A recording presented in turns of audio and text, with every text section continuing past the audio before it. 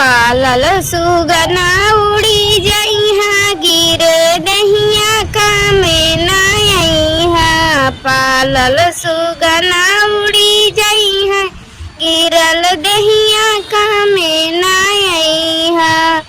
अपनी बेटा के बेटा न समझाए, अपने बेटा के बेटा न समझा।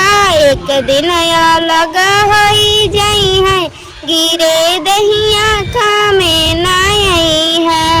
एक दिन अलग होई जाई है गिरे दहिया कामे ना अइहा।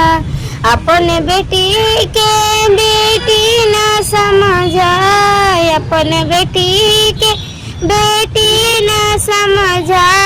एक दिन पराई होई जाई है गिरे दहिया कामे ना अइहा।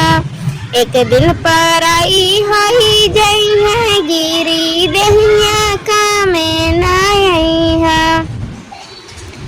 अपने देहिया के देहिया न समझाए, अपने देहिया के देहिया न समझाए। एक दिन माटी में मिली जइहा गिरी दहिया कामे ना अइहा।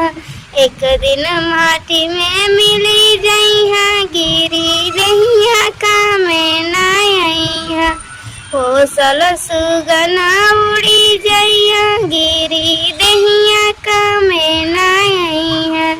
पोसल सुगना उड़ी जइहा गिरी दहिया कामे ना अइहा। मेरा वीडियो कैसा लगा कमेंट में ज़रूर बताइए। मेरे चैनल पे नए हैं तो प्लीज़ सब्सक्राइब कर लीजिए। वीडियो अच्छा लगे तो शेयर करना ना भूलें। बाय, फिर मिलेंगे नेक्स्ट वीडियो में। धन्यवाद।